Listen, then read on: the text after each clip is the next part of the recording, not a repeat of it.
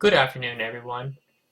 Today, what I'm going to be showing you is how to set up a basic electrical power plant that is expandable. We'll get more into advanced power systems later, but at the start of the game, you need a reliable source of power so you can expand quickly. I've done a little bit of pre-work or prep, and I've removed my entire factory. And I wanted to put my power plant here because there's lots of space and it's right next to a lake and I don't have to clear anything for it. So I'll rebuild my factory in a better way in another episode. And for right now, we'll get started on our power system. So what you need for power is steam engines, boilers, and a bunch of coal, like a shitload of coal. But it's pretty simple. You're going to need 5 boilers, or at least this is what I'm going to use. I'm going to use 5 boilers per 4 steam engines. So 1, 2, 3, 4, 5. I've already laid down my offshore pumps and some underground pipes to make it look neat and tidy. So we'll run our 5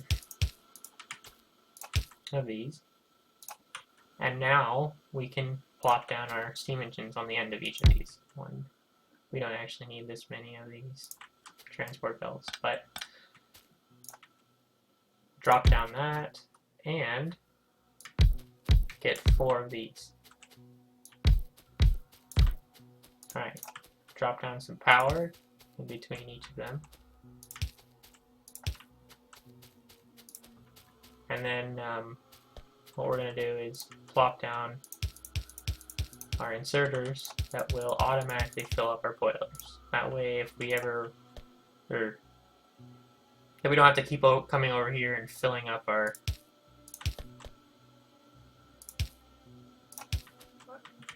boilers when they run out of power.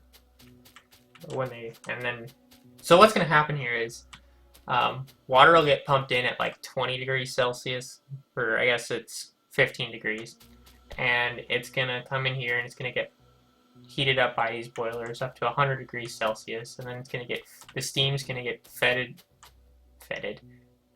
into these steam boilers and produce power. And the way you may be wondering, how the heck do I expand this? That's pretty simple. All you got to do is, actually, we can't have that there, but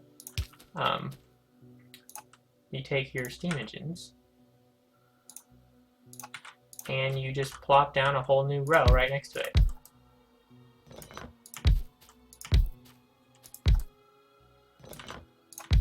And then you do something along these lines. You do 5 more boilers, an underground pipe, and you might need to mess around with your lake a little bit, but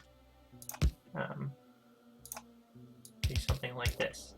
So now we've got a whole new pipe and a pump. The reason these pumps can only pump so much water, that's why I use a different pump for each one, and they don't take power, so it's like, why not have more? And so we have a whole new row, and then we can go and use our splitter. Put our splitter down, and we'll get a whole new row of coal to come in. We can have our inserters. Oops.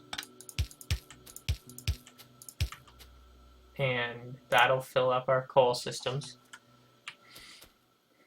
And then we have a whole new row of power plants.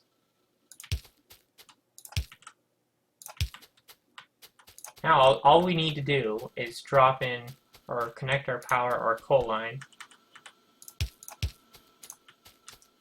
and watch this glorious carbon belt feed into this power system.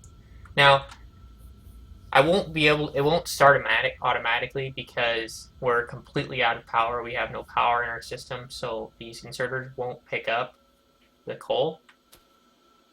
So what I'm going to do is just pick up some coal and drop it in one of these. And this should actually fix the issue. So yeah, so now they're all full. Except for I've managed to mess this up. Drop another power plant in there. There we go.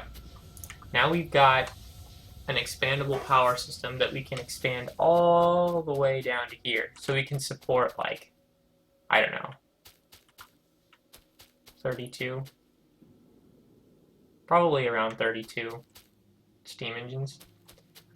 If we want to go up, we could go up, but we don't really need that many steam engines right now. But now we've got lots of power, and we can resume our work on our automation of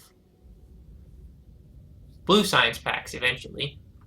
But what we're going to want to do next is probably set up a more advanced plates building system. That way we can support a larger factory. But that's my power system. This episode's a little short, but it's pretty straightforward. They're really not that hard to build. Anyone could do it. I'll talk to you later. Bye.